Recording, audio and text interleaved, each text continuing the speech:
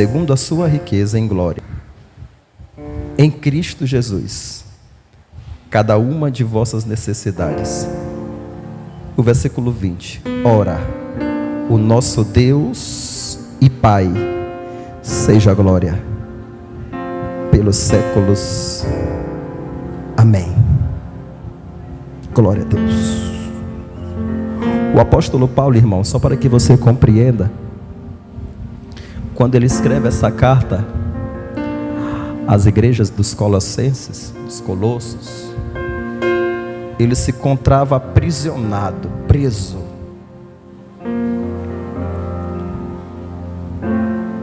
O apóstolo Paulo estava vivendo um momento delicado na sua vida, mas já era de costume ele viver isso. Porque entenda bem, servir a Jesus Cristo, preste bem atenção, servir a Jesus Cristo, há quem diga que são momentos de bonanças, como hoje é pregado aí, a teologia da bonança, a teologia de tudo vai ficar bem, a teologia da prosperidade. Só que a palavra de Deus, através dos apóstolos, que logo após a ressurreição de Jesus Cristo, ela nos mostra que todos sofreram por amor do Evangelho, por amor de Cristo, todos sofreram, e muitos morreram como mártires da fé. Alguns foram mortos, até mesmo de mortes violentas. Alguns foram cortados ao meio. Alguns estudiosos vão dizer, e o próprio Pedro, ele foi para ser crucificado, e ele ainda disse na crucificação: eu não mereço ser morto, que nem o meu mestre, coloca a minha cruz de cabeça para baixo, porque eu não sou merecedor. Eram homens que se entregavam para a morte com alegria, porque eles tinham certeza sobre quem eles pregavam, e eles tinham certeza para onde eles iam após a morte, que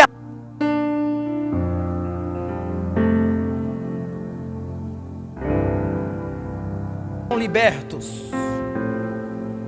E o apóstolo Paulo escreve a carta aos Filipenses, amados irmãos, aprisionado, e ele diz na carta: e o meu Deus, segundo a sua riqueza em glória, há de suprir as vossas necessidades.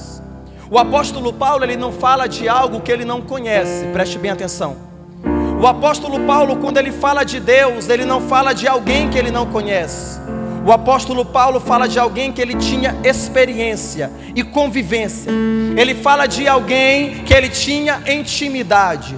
E ele dizia: eu já rogo ao meu Deus que Ele supra as vossas necessidades, que Ele não deixa que falte nada em suas mesas, que Eles não deixem que vocês possam passar necessidades também. Porque o apóstolo Paulo, em uma das suas cartas a Romanos, ele mesmo vai dizer: eu aprendi a viver de tudo um pouco. Eu aprendi a viver na abundância. Eu aprendi também a viver sem ter nada. Eu aprendi também a viver nas enfermidades. Eu aprendi a ter, eu aprendi a não ter. Portanto, em todas essas coisas, Deus me fez mais do que vitorioso. O apóstolo Paulo sabia muito bem em quem ele cria. Ele tinha experiência de vida. Ele não dizia: eu posso todas as coisas naquele que me fortalece. Ele dizia: eu suporto todas as coisas. Eu estou sujeito a passar enfermidades. Eu estou sujeito a faltar o alimento na minha mesa. Eu estou sujeito a faltar o dinheiro no meu bolso. Porém, em todas essas coisas, eu sou vitorioso, porque Deus me fortalece em todo o tempo. É Cristo Jesus, que está conosco em todo o tempo, é que nos dá esse ânimo de vida, para nós, e mesmo passando as dificuldades e necessidades a qual nós estamos expostos a passar. Pois, amados irmãos, isso já é notório de nós vivermos as dificuldades, as necessidades, como também as enfermidades. E tudo isso é consequência do pecado que já se originou no Jardim do Éden, Quando Deus decide criar o homem, a sua imagem e semelhança, Adão foi criado, presta bem atenção, você foi criado, o homem quando foi criado pelo próprio Deus, ele não foi criado para viver distante de Deus. Deus quando cria o homem, ele cria o homem para ficar ao seu lado. Adão foi criado para ficar ao lado de Deus. Adão foi colocado no jardim do Éden, todos os dias Deus visitava Adão. Aí teve um determinado momento que a Bíblia diz que Deus olhou para Adão e viu que ele estava só. Ele disse: farei para ele uma companheira, uma mulher, tirarei da sua costela e farei para ele uma mulher que será sua companheira. Deus agora lhe cria uma mulher para Adão da sua costela, mas Deus ele diz algo para eles: vocês podem comer de todos os frutos dessas árvores, de todas as sementes que vocês plantam, vocês podem comer, porém existem aquela árvore do fruto proibido, dentre o bem e o mal. Se você comer desta árvore, certamente, Adão, você vai morrer, você vai perecer. Tudo tu pode aqui, menos daquela árvore. Em um momento em que Deus estava ausente, Eva agora é teleguiada pelo demônio, pelo próprio Satanás, e leva ela a comer do fruto. E a mulher agora leva o fruto até Adão. Adão também come do fruto proibido. E quando mais uma vez Deus vai se apresentar para Adão, Adão agora reconhece que ele estava nu, porque antes ou outra hora, quando havia apenas uma natureza de glorificar o nome do Senhor, agora há uma natureza pecaminosa na vida de Adão, que veio através da desobediência. A desobediência é o cúmulo do fracasso da humanidade. A desobediência é o que distancia o homem da presença de Deus. Isso já aconteceu desde a criação do homem. A desobediência agora distancia o homem de Deus. Pois quando Deus se aproxima de Adão e ele procura onde você está, ele escondido de Deus, porque o pecado faz com que o homem ande como foragido, e ele agora escondido do próprio Deus, Deus pergunta: aonde tu estás? Sabendo aonde ele está, porque o nosso Deus sabe de todas as coisas. Adão, eu estou aqui, eu não fui até a tua presença porque eu estava nu. E Deus disse: quem te mostrou que tu estavas nu? Por acaso tu comeu do fruto proibido? Adão respondeu dizendo: foi a mulher que tu me deste, ela me deu do fruto, e por este motivo eu pequei contra o Senhor. Você vê que desde aquele tempo, irmãos, é de natureza do homem querer culpar os outros por conta das consequências dos seus pecados e das suas escolhas. É da natureza do homem querer culpar alguém. Eu desviei por causa de fulano, eu desviei por causa de ciclano, eu não vou mais para a igreja por causa de fulano e de beltrano. Presta bem atenção, assuma suas responsabilidades. A salvação, ela é individual. Estão te oferecendo o pecado, eu não quero pecar, eu sirvo o Deus vivo. Então você vê que o ápice da queda do homem já se originou desde a criação. Agora veio uma consequência, porque Deus disse: por conta do pecado de vós, mulheres agora passarão a ter dores de parto ao dobro. O homem terá que trabalhar para poder comer do fruto do seu trabalho. E o homem, onde outra hora era para ser imortal, agora ele vai viver uma vida ali limitada, e enfermidades também vai passar a sofrer. Tudo consequência do pecado, da desobediência. Mas o apóstolo Paulo, outra hora quando servia a sua sã doutrina, onde ele acreditava, e nessa mesma doutrina ele perseguia a igreja do Senhor, vivendo pela lei do Pentateuco. Ele não acreditava na ressurreição de Jesus Cristo, ele não acreditava na suficiência do poder de Jesus Cristo, que veio tirar o pecado do homem e dar a ele uma nova oportunidade de vida, dirigida pela graça do nosso Senhor e Salvador Jesus Cristo. Pois naquele tempo, amados irmãos, você só falava de Deus ou com Deus através de um intermediário sacerdote. aonde você teria que confessar para Ele aquilo que você queria falar com Deus, e Ele iria interceder contigo, pela tua vida. Mas Jesus Cristo, quando Ele entrega a sua vida na cruz do Calvário, Jesus Cristo, quando Ele ressuscita, Jesus Cristo, quando Ele sobe aos ares, a Bíblia vai dizer que havia um véu. Esse véu se rasgou, e hoje nós somos chamados de sacerdócio real, povo adquirido. Eu tenho livre acesso para falar com Ele a hora que eu quiser. Eu não preciso mais de ninguém para ser o meu intermediário. Eu tenho ligação direta com Cristo. Você tem uma ligação direta com os céus. Você tem uma ligação direta com Cristo. Você tem uma ligação direta com o nosso Senhor. Graças à grandeza do nosso Deus, maravilhoso e rico em misericórdia. Porém, veio as consequências do cristianismo, que se chama perseguição. E a perseguição veio sobre a vida do apóstolo Paulo, mas mesmo assim ele pregava o evangelho com perseverança.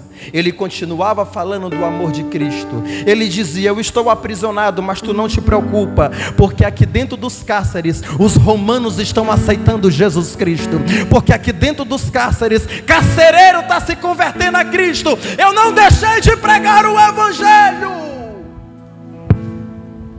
O momento de perseguição, o momento de tribulação que nós sofremos, não é motivo para nós fecharmos os nossos lábios. É nesse pior momento de vida que você está passando, é que Deus quer te usar aqui nesta terra, para ser um ganhador de almas para o reino de Deus.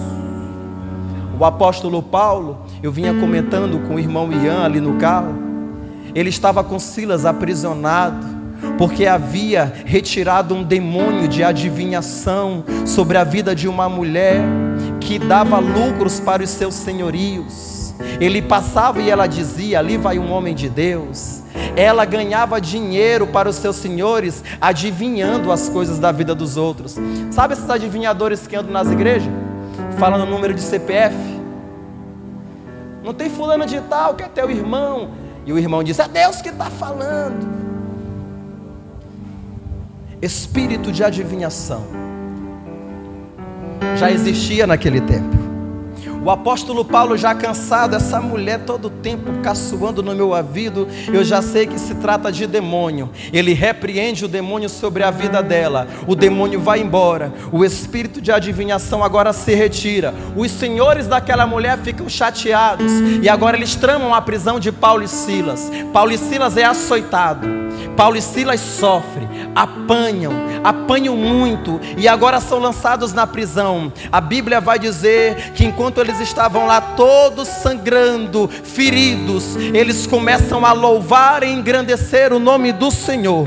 A Bíblia diz que há um grande tremor, aonde os cárceres se abriram. O carcereiro, ele corre até o cárcere. A Bíblia vai nos dizer que quando ele chega nas celas, ele não vê ninguém, ele vê as celas abertas. Ele pega a espada e coloca no seu peito, e iria tirar a sua própria vida, pois naquele tempo o carcereiro, quando alguém fugia da prisão, ele pagava com a sua vida. Se alguém saísse do cárcere, ele pagava com a sua vida. E quando ele viu que as cárceres estavam abertos, ele disse: pronto, todos fugiram, eu vou tirar a minha vida. A Bíblia diz que eles gritaram lá da cela: não faça-te este mal, nós estamos todos aqui. Ninguém fugiu, nem Paulo, nem Silas e nem os outros prisioneiros. Aí você pergunta: como pode as celas abertas e aqueles homens que talvez estavam ali até condenados à morte, resolveram não fugir, resolveram ficar do lado de Paulo e Silas? É porque naquele exato momento, amados irmãos, eles reconheceram quem era Cristo dentro do cárcere, porque enquanto Paulo e Silas louvavam ao Senhor, uma grande glória do céu desceu sobre o cárcere. Aqueles prisioneiros sentiram a presença do Espírito Santo de Deus, e eles disseram consigo mesmo: o que é que eu vou fazer lá do lado de fora, se a presença de Deus está aqui do lado de dentro? O que é que eu vou fazer com essa falsa liberdade do lado de fora, se eu posso viver a verdadeira liberdade? agora servindo ao Deus de Paulo e Silas. A verdadeira liberdade, ela não está no mundo que nós vivemos lá do lado de fora. A verdadeira liberdade está em servir a Jesus Cristo e sentir a soberania do seu poder e da sua glória. E o apóstolo Paulo, quando ele fala à igreja sobre as grandezas de Deus para as suas vidas, o apóstolo Paulo fala sobre algo que ele vivia, algo que ele respirava todos os dias, algo que ele tinha intimidade. E detalhe, amados irmãos, todas as cartas que já foram outra hora escritas às outras igrejas eram cartas de repreensão. Igrejas que em outro momento havia se convertido ao cristianismo, mas estavam vivendo uma vida pecaminosa. O apóstolo Paulo repreende a igreja que estava vivendo na imoralidade. O apóstolo Paulo repreende a igreja que estava vivendo desunida. O apóstolo Paulo repreende igrejas que estavam vivendo a vida desviada do cristianismo, mas diziam que serviam a Cristo. Mas quando ele escreve a carta para a igreja de Filipenses, ele diz: eu muito me alegro quando eu oro pela vida de vocês, porque vocês têm sido um povo unido. Vocês têm me ajudado, mesmo eu estando preso. Quando ninguém me ajuda, vocês continuam me ajudando. Em uma carta de Paulo aos Coríntios, ele vai dizer que esta igreja, ela não era rica, irmãos. Era uma igreja pobre, era uma igreja também miserável, não possuía riquezas. Porém, com um pouco que ela tinha, ela estava se devotando a ajudar o profeta de Deus, Paulo. E Paulo muito se alegra com esta igreja, e ele diz: esta igreja é diferente. Esta igreja de fato é uma igreja do Senhor, e eu muito me alegro quando escrevo esta carta a vós, como igreja do Senhor. Analisando a tua vida como igreja individual, eu analisando a minha vida, você analisando a sua vida. Se hoje você recebesse uma carta, como que seria essa carta? Como que se encontra a tua vida? Analisando a tua vida hoje, e você recebesse uma carta vinda dos próprios céus, o que é que ele diria sobre ti hoje? O que é que ele diria sobre mim? Analisando a mim mesmo, que tipo de carta eu recebia, talvez do próprio apóstolo Paulo, se fosse no tempo primitivo. Quais eram as palavras que eu iria ouvir dos lábios ou a punho em cartas a qual ele escrevia ao meu respeito?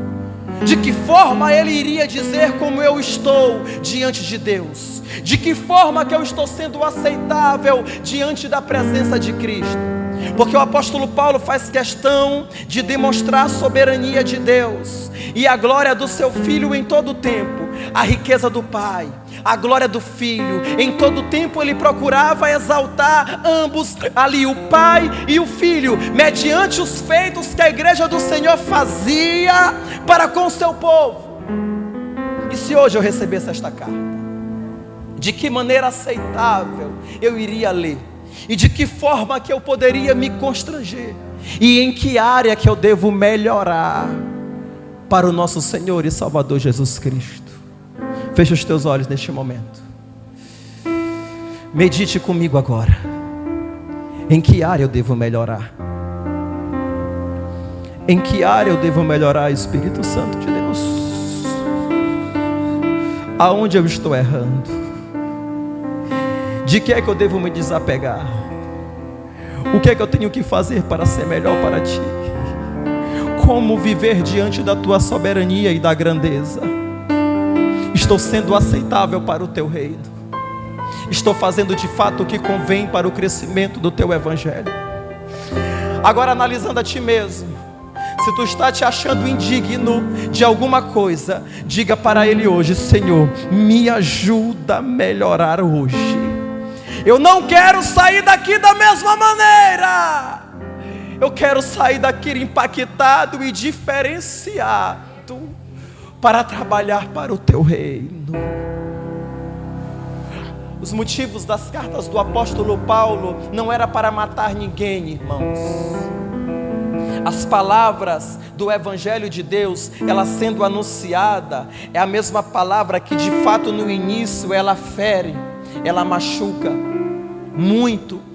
Mas a mesma espada que fere, é a mesma espada que também sara a alma do homem. Quantos estão andando de forma indigna, irreverenciável na presença de Deus? E Jesus Cristo nesses últimos dias, Ele tem demonstrado para o seu povo, prestem bem atenção, vocês estão servindo ao Deus Pai, vocês estão servindo ao Deus Filho. Dê o seu melhor para mim. Qual é o teu melhor que tu tem dado para Ele? Qual é o melhor que nós temos depositado para Ele? Quantos não têm desistido do governo de Deus? Quantos não têm se distanciado do governo de Deus? Isso não é de agora. Lê a carta ali, a carta não, em 1 Samuel, capítulo 8. Você pode ler que os anciões, o povo de Israel, procura Samuel, e eles dizem o seguinte para Samuel: Samuel, tu já está muito velho, Samuel. Os teus filhos que tu colocou como juízes no meio do povo, eles estão vivendo uma vida desordenada. Eles estão roubando o povo, estão usurpando, estão sendo enganadores no meio do povo. Levanta no meio de nós um rei, porque nós temos visto nas nações vizinhas, e todos eles são governados por reis, porém nós não temos rei, Samuel. Levanta sobre nós um homem, para que possa nos governar.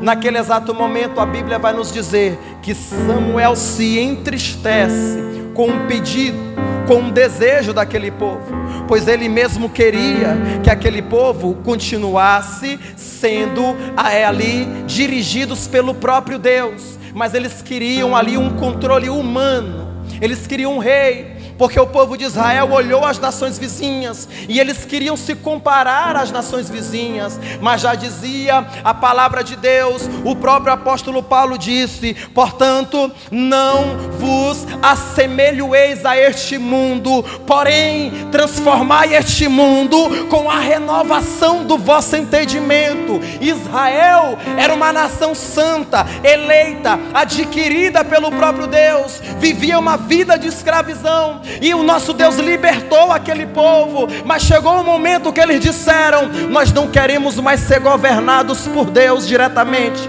nós queremos um homem para nos governar. Samuel, quando fala com o próprio Deus, Deus diz para Samuel: Samuel, estas palavras, elas não te entristecem, estas palavras, elas não estão te rejeitando, porque este povo, eles estão me entristecendo, este povo, Samuel, eles estão me rejeitando,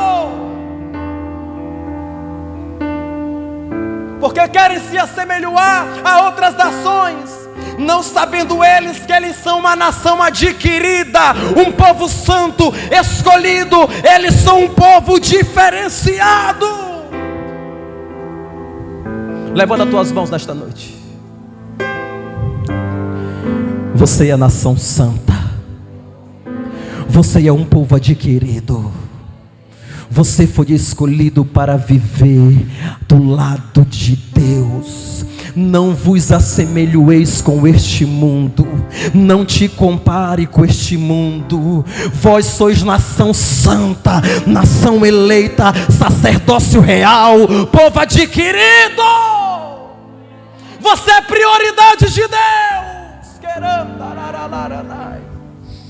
Quantas igrejas não estão se assemelhando ao mundo para conquistar o mundo?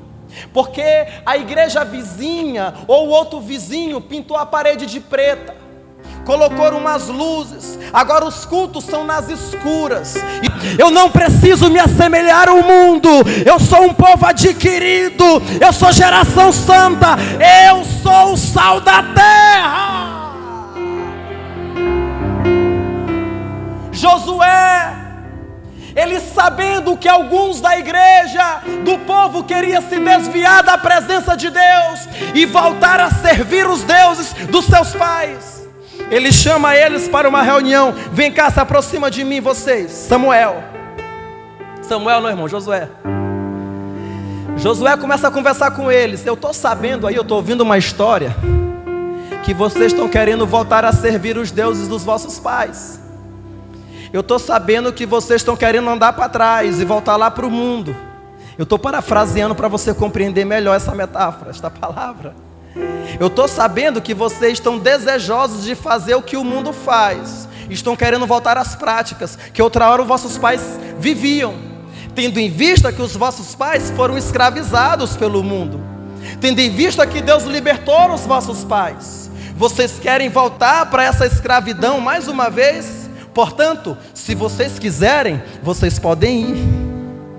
Ele continua dizendo: porém eu vou dizer algo para vocês. Eu e a minha casa, nós permaneceremos servindo ao Deus dos céus. Tu quer ir para o mundo te desviar? Tu quer experimentar mais uma vez o mundo? Tu quer abandonar esta vida que tu estás vivendo na superioridade de Cristo e na grandeza do nosso Deus? Tu quer voltar ao vômito que outra hora tu já vomitou? Pode ir. Porém eu e minha casa continuaremos firmes na presença de Deus. Nós não vamos abandonar Ele. Estas palavras jovens vão dizer nesses dias atuais. Tu quer mudar a tua forma de te vestir? Tu quer te vestir como se veste o mundo? Tu quer falar como o mundo fala? Pode falar. Tu quer agir como o mundo age? Pode agir. Tu quer ouvir as mesmas músicas que o mundo ouve? Tu pode ouvir. Tu quer dançar o funk? Pode dançar. Tu quer dançar o forró? Pode dançar. Pode ficar à vontade. Porém eu continuarei servindo a sã doutrina do Senhor, porque eu sou geração eleita. Eu sou povo santo adquirido. Olhe para o irmão que está do teu lado. Ele parece contigo? A tua semelhança? Claro que não, né, irmão? Nem o próprio Gêmeos tem alguns traços que não são iguais. O nosso DNA de cada um também é diferente. Deus fez cada um diferente do outro. Eu não sou obrigado a viver a tua vida. Você não é obrigado a viver a escolha do teu vizinho. Você não é obrigado a ser influenciado por ninguém. Agora uma coisa eu te digo: seja influenciado pela palavra de Deus todos os dias. Seja cheio pelo Evangelho de Deus todos os dias. Isso vai mudar a tua mente, isso vai mudar o teu caráter, isso vai mudar o teu coração, isso vai mudar o teu modo de pensar, o teu modo de agir. Timóteo, quando se converteu ao cristianismo em Atos dos Apóstolos, se converte ele, a sua mãe e a sua avó. Quem estava pregando? Adivinha? Adivinha não, que é pecado. Diz aí quem que estava pregando. Alguém sabe que conhece de Bíblia? Paulo, pregando a palavra de Deus. Tinha se convertido ao cristianismo. Timóteo ouve Paulo pregando. Eu queria muito ver Paulo pregando. Timóteo viu Paulo pregando. Paulo pregava com fervor. Paulo pregava com amor. Ele diz: eu tenho certeza em quem tem crido. Ele tinha certeza sobre aquilo que ele falava. Timóteo, quando ele ouve as palavras, ele se arrepende dos seus pecados. E ele não vai só, ele pega na mão da mãe dele. Agora vamos também comigo. Aí a mãe pega na mão da mãe dela. Vamos também, nós vamos todos nós aceitar Jesus Cristo. A Bíblia diz que Timóteo agora fica do lado de Paulo, porque Timóteo decide: daqui eu não saio, daqui ninguém me tira. Eu quero viver este evangelho. Eu quero andar do lado deste homem. Eu quero aprender tudo. Eu quero me encher do Espírito Santo de Deus. Eu quero viver Jesus Cristo. O apóstolo Paulo agora passa a doutrinar Timóteo, passa a ensinar Timóteo. A Bíblia vai dizer que agora mais na frente, as cartas que ele escreve a Timóteo, Timóteo agora é enviado, ainda muito novo, quando ele se converte. Os estudiosos vão dizer que ele tinha entre seus 17 a 21, 22 anos de idade. Era novo, mas ele é um devoto de Cristo, começa a viver para Jesus Cristo. E o apóstolo Paulo, quando escreve a carta para ele, ele fala: escreva esta carta ao meu filho chamado Timóteo, aonde ele tinha um carinho especial, porque Timóteo se desfez da doutrina humana e passou a viver inteiramente para Jesus Cristo. Nós estamos vivendo uma época, Igreja do Senhor. Isso aqui é uma palavra de ato profético, preste bem atenção. Nós estamos vivendo uma época, nós estamos vivendo a geração em que haverá uma grande mudança no meio das tribunas daqueles que apregam a palavra de Deus. Estamos vivendo uma época em que vai haver uma grande mudança nesse mundo chamado de mundo gospel. Grave isso na sua memória, porque o temor do Senhor, o terror, estará a descer sobre esta terra, irá ser arrancado toda aquela árvore que não está produzindo fruto, e ela será lançada fora, e uma nova geração será levantada, de verdadeiros pregadores da palavra de Deus, de verdadeiros ministros da palavra de Deus, de verdadeiros adoradores que o adoram em espírito e em verdade. Se chama esta geração, amados irmãos. O povo de Israel, quando decide um rei para as suas vidas, Deus atendeu às suas petições. Deus colocou um rei, o Saul. A princípio Saul fazia tudo o que Deus ordenara, mas depois começou a vir a ganância, a soberba, o ego foi crescendo. E como já acontecia no tempo primitivo, vai acontecer nos tempos de hoje. Porque Deus, Ele não habita no meio da soberba. Deus não habita no meio do ego humano. A glória é somente dEle, a exaltação é somente para Ele. A Bíblia vai dizer que Ele chama Samuel e fala: Samuel, constitui, consagra de imediato um outro rei. E aonde é que está esse rei? Estava Davi, lá no pasto, pastorando ovelhas. Por um momento de tu viver o meu evangelho verdadeiramente e fazer a diferença. Eu estava afastado dos caminhos do Senhor.